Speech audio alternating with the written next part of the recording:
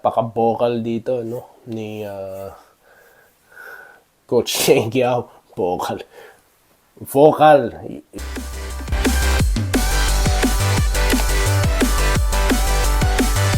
Ayan, so welcome back dito sa Doy TV Sports at sa Day Enrica YouTube channel, no?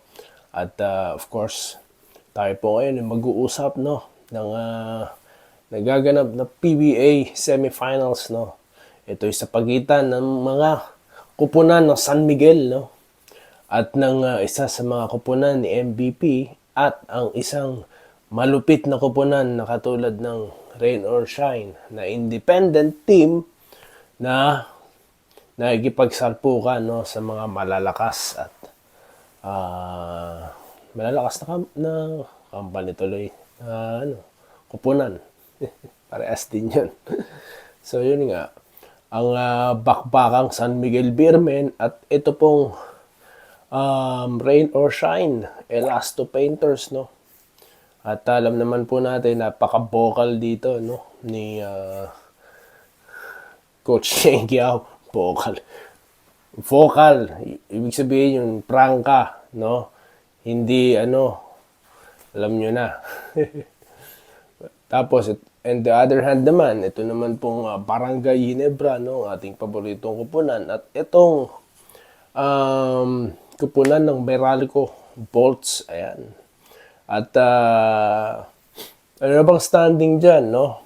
Well, balita natin, nakaungos na ang dalawang San Miguel, ang Ginebra San Miguel. No? Nakaungos na sila. At tulad ng inaasahan, I mean, hindi na prediction eh. Ano na talaga eh, matik na yan, Ginebra San Miguel. Kasi nga, sila po may pinakamalakas na kupunan. No? Kumbaga, doble-doble, ilang layer ng team nila eh. No, meron silang first five, second five. Dahil kita nyo naman po ang Barangay Ginebra, ang lalakas ng sentro, no? Na-miss ko yung days ng Ginebra. Ito na naman, reminiscing na naman tayo, no? Kung saan ang Barangay Ginebra, no, ang sentro nila si Marlo Aquino, no? Na talagang inabangan po yan from UAAP, di ba nga, nung naglaro siya from Adamson, pagkatapos, yun na nga, siya na-drop ng Barangay Ginebra.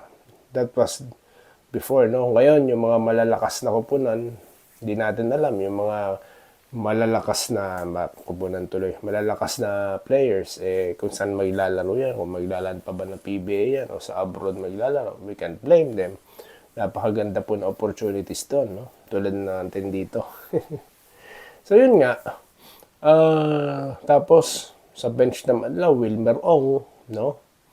Mga solidong ng Ginebra. Talagang never say die, ano? Doon po na nagsimula ang never say die. Hindi sa All-Stars, no? Sa pagkakaalam ko, kasi doon ko sila hinangaan kung paano po sila nakipagpakbakan despite, no, na hindi po kaganoon ka super super team yung team nila, no.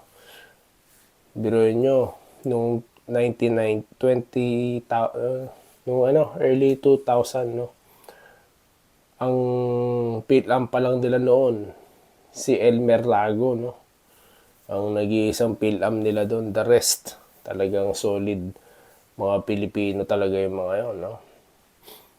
I mean, don't get me wrong, no? I like PILAMs, no? Sila nagbibigay ng, tawag dito, excitement din sa liga, no? Kaya ginusto ko magkaroon ng PILAM dati ang Ginebra, no? At gusto ko dati doon si John Art ni Arrigo. Well, may content po tayo dyan, no? Na kwento ni Mark Cagiwa. Anyway, so yun nga. Yun po, that was the day, no? Or those are the days na gusto kong Ginebra, no, nakipagpapakan kahit na hindi ganun kalakas sa mga players nila, no. Ngayon kasi parang hindi nakatanggap-tanggap na hindi sila makapasok sa finals kasi nga super power na sila. Biloy nyo, may Thompson, yung kanilang newest additionals na si Ahan Misi, no. Tapos may Stanley Pringle pa sila, Stan Hardinger.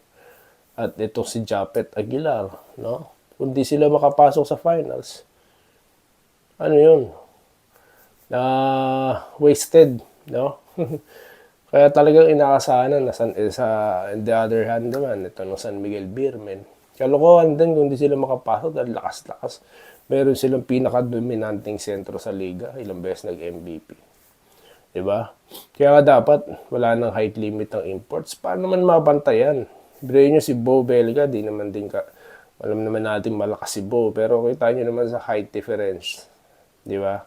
Napakalaki ng diferensya ng dalawa. Laki-laki ni Junmar, 6'10", kahit nga NBA caliber player, nadodominate niya. Nakita nyo naman ang performance niya sa Asian Games, di ba?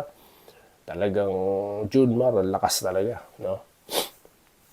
Tapos, although, ayun, binibigyan sila ng magandang laban, pumapalag pong rain or shine, no? Napakagandang, pagkakataon yan para yung mga fans ay makabalik, no? Subalit, yun na nga, may nang mga nagkokomento na sila na naman, no? Ang magkikita. Ganun po talaga dahil sila po yung nagpapalakas eh. Yung ibang mga team kasi, tinatrade nila yung mga malalakas na player nila or di ko alam, may ibang players naman kasi choice sila pumunta ron. Di ba? Tignan nyo tuloy si Jeron Teng. Such a, number 1 option ba siya dati? Ngayon, bench player. Paano ka ba naman makakalaro? May Chris Ross, may Lassiter. Meron pa silang Kit Jimenez. Doble-doble na yung player ng San Miguel. Noon pa po nangyari yan, na may mga doble-doble sila mga player. Kaya po yung iba, hindi nabibigyan ng time. Hindi napapanood. Isa rin yun sa mga cause, no? Pero again, we can't blame them unless madagdagan ng kupunan. Kupunan po na maglalaro. Hindi yung kupunan, no? Na na farm team lang, no? Tinatawag ng farm team, no? O di kaya, kung anong purpose nila sa liga, no? Para yun kaya nga kayo nandyan, teams, para, di ba, magbigay ng excitement, no, sa liga. O, di ba? So, yun lamang po, no? Ang ating take dito, no? At, sino prediction kong mananalo? Wala na. Wala na po akong prediction. Bahala na po kayo mag-isip, Baka mamaya, sumablay, nakakahiya. No. Ang basketball po kasi bola pa din yan. Tignan nyo naman ng mga super team sa NBA. Natalo na. Diba? Dadako po tayo dyan sa susunod na content. At yun lang po muna ang ating napag-usapan ngayon. No? Dito po sa PBA, masaya po tayo dahil bumabalik ang crowd. Alam naman natin kung bakit. At hopefully, it will magpatuloy pong momentum, no. Suportahan po natin ang liga na ito, no. Ang ating liga. So yun lamang po. Maraming salamat sa inyong panonood at magkita-kita tayo muli sa mga susunod na content kagaya nito. Dito lamang sa Doy TV Sports at Tay Enrica YouTube channel. Muli, maraming salamat sa inyong lahat. Salamat po sa panonood. Subscribe na para sa mga susunod na basketball at boxing videos.